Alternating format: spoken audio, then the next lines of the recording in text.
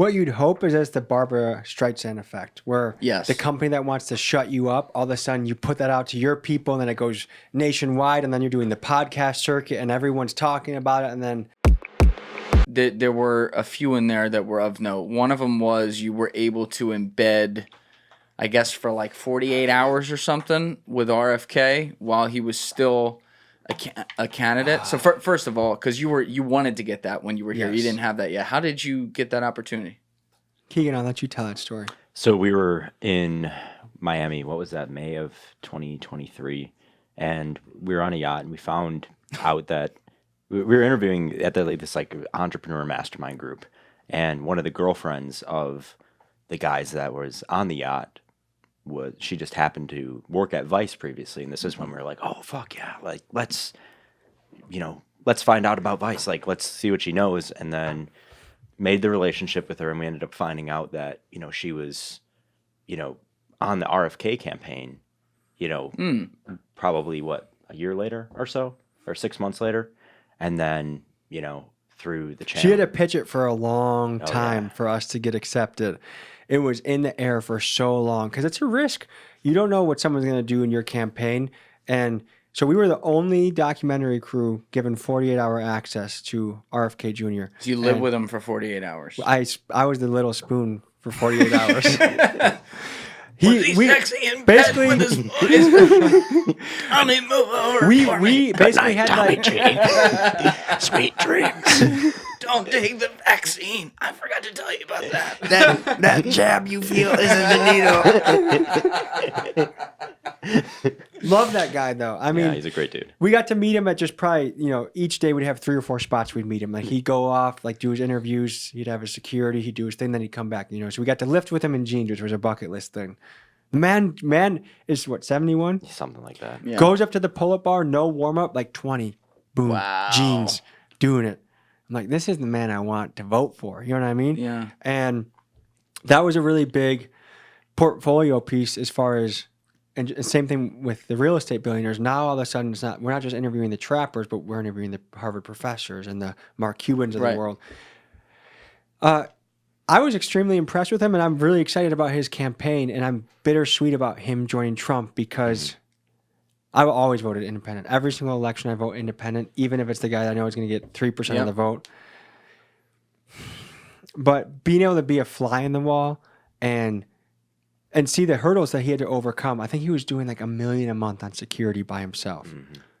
On his private security. Because the Biden campaign wouldn't approve his Secret Service detail. Was he allowed to use campaign funding for that? What's the legality I believe there? so. Yeah, but then they were also getting super hamstrung with the campaign funding, so they had to do like they were these getting sued left and excursions. right by the DNC too. So every single obstacle, so he wanted to put his name on the ballot. We're going to sue you so you can't do that. Now that he is on the ballot and he wants to remove his name, they're suing him to keep his name on the... It's so crazy that you can use the legal system to just try and back someone into a corner. Oh, There's a few stories that we're trying to cover that very rich and powerful organizations are doing bad things, and we want to expose it, but we also know I might be sued into bankruptcy just by putting this piece out. So we're getting insurance in line for that.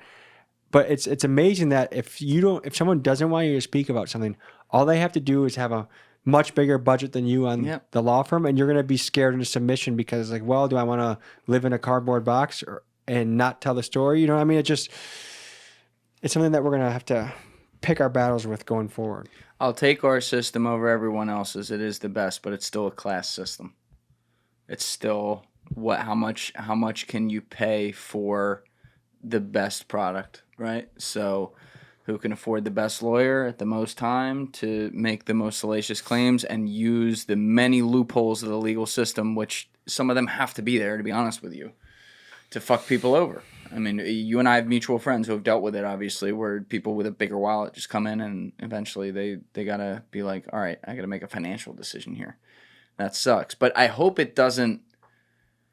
I think when you have a platform like you guys have built with enough public support at the size you are now, I hope that will be enough to be able to have public pressure campaigns if things like that were to come up, because selfishly, I don't want to see you have to turn down stories because you're afraid that, a fucking 4-name law firm from New York City's going to be up your ass for the next 3 years of your life. What you'd hope is it's the Barbara Streisand effect, where Yes. the company that wants to shut you up, all of a sudden you put that out to your people, and then it goes nationwide, and then you're doing the podcast circuit, and everyone's talking about it, and then you get funding for the lawsuit, and that'd be a cool way to march. Like, let the public win. Hey, we're telling the story for the people, by the people, supported by people in the effort, and we're not going to back down to this organization. What was, without revealing things that were told to you off the record, obviously, or anything like that, like outside of your conversations about the political stances or at some of the actual events you guys went to with RFK, what was he like as a person, like a worldview off camera? Struck us as like a very genuinely like interested person. Like it seemed like he genuinely wanted to know the people that we were. And I thought that was just very charming and personable. Yeah. That, hey, a small run and gun camera crew of, dudes who are, less than half his age, and he's given us the time of day to ask us questions. He's very into nature. When we were going ziplining with him, he was walking around looking under logs to see if a snake would be there so he could catch it with his bare hands. And then he would like whip out his phone. He'd be like, hey, look, this is when I went falcon hunting, or this is when I picked up a rattlesnake 3 weeks ago. He's very much a naturalist. And how many falcons does he own? dude, this is the richest thing I've ever heard in my life. He's like, yeah, you guys want to come falcon hunting with me? I got 100 falcons. I'm thinking, that is insane. That is insane. That's Kennedy. That's East Coast Kennedy money, But he's out. He lives like out in L.A., right? I think he's got like he's got a lot of homes. I think so. That makes sense. But where were you guys with him? Out there? We were in Denver. So you were in Denver with him? Yeah, we were covering a campaign event, and then we went zip lining with him, and we covered the rally there. So yeah, we just flew out to Denver and followed him around for a couple days. And so you guys were in the documentary also, I think you guys were like talking to people at these rallies, like I guess in this case many people longtime supporters. What outside of the normal, like, all right, we don't like Trump, we don't like Biden, what were some of the key takeaways you had about his constituency? I think where they got a little weird was he had a very strong anti-vax, it was all like people that had gotten medically injured or kind of connected it that was the result. Like, and it wasn't quite sure that was really what happened, but that was like what they were very confident how something happened. And like when they had their rally, 4 speakers came up, and the first 3, all they did was focus on the jab, the vaccine, or different medical things. And I think what was really attractive about his campaign was making America healthy again, fixing our national debt. Like, he's the only candidate that was mentioning in 10 years, all of our money is actually going to go to paying off our interest note. Yep. And now all of a sudden that he's with Trump, I feel like he's like, make America healthy again, but he's not talking about the debt. And this is a tangent, but one thing I've noticed that no candidate has talked about in the debates, whatever, you're not allowed to mention Israel.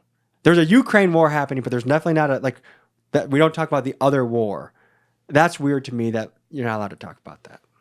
It's very strange. And it's also with his, just looking at it from a strategy standpoint, RFK had so many stances in his campaign that were about not endless wars and finding peace around the world, which, again, and I totally support that. I always got to be careful, though, with not going too isolationist, because unfortunately the world is a really fucked up place. I don't like war at all. Yeah. It's terrible, just to be clear. But like at the same time, I thought some of those ideas were good. Yet when it came to that one in Gaza, I don't want to say like he was like all about it, but he was much more supportive of that. And you wonder, a lot of people get on Israel for like AIPAC and shit like that and having influence within our politics as a nation or whatever. Couple things there. Number one, yeah, I agree. That's not great. Number two, though, the conversation that people don't seem to be having is looking internally at our system and the fact that we have set it up so that's legal to happen. They're a nation. They're going to look out for their best interest. Now, we don't have a AICAC like American-China, whatever, conference, because there's been this agreement between Democrats and Republicans that, like, China is actually a threat and an enemy. Israel, nation, 9 million people, does shit with us in the Middle East. They've been a friend, right? So it's easier for them to get in there and do that. But the conversation also needs to be like, okay, shit that's a tale as old as time. What about our term limits in Congress? What about all our fucking Congress people getting rich off the job? What about the fact that all these people then are funded by interests that tell them how to vote on issues, including something like AIPAC? What about the fact that something like that is allowed to exist on K Street, the lobbyist, whatever the fuck it is? We're letting corporations essentially run the government. One of the things he was saying about medical patents and developments is that the organization that's supposed to police it all is also funded by the very companies that they're policing. And then you get into, our own intelligence agencies have suppressed certain stories that have potentially influenced very important outcomes like the election. And we're funding that. So I think I viewed him as the guy with the fire hose that was just going to fiercely go in and use his lawyer background to actually, because it's one thing to say, I'm going to go after the CIA or I'm going to go after, the NIH or whatever the organization is. But he's actually done it in his career. And I felt like Trump on his first go around, his big thing was drain the swamp. But some people could say he even brought the swamp in just in a Republican flavor. I thought it was interesting to see a guy that was firmly anti-establishment and see what he could do with his term. Yeah, and then you would wonder how it would be when he got in there. Again, that's a fair question to ask. But like, did you talk with him at the time? Because obviously he was still in his campaign at the time and not endorsing Trump or something. But did you talk with him about like the other candidates, obviously including Trump, and what his thoughts were then? He was really big on never making a personal attack on a candidate. I'm going to go after them for their policy, but not for who they are as a person. Love that. And that alone, that was another reason where it was just so refreshing to feel like we're getting that the presidential spot is actually presidential, because I think everyone saw the Biden and Trump debate compared to there's a clip going around comparing it to the Romney-Obama debate. Oh, yeah. Romney-Obama looked like, upper echelon, well-mannered, sophisticated, polite, reasonable, knew a bunch of different policy about a bunch of different things, where it was like, I'm a better golfer than you. No, you're not. Like, what the hell, dude? Are you kidding me? He kept his cool the whole night that night, but then the golf thing had him like falling off the stage. Like, come on. Thank you for watching the video, guys. If you haven't already subscribed, please smash that subscribe button and check out this clip's full podcast episode by clicking here or in the description below.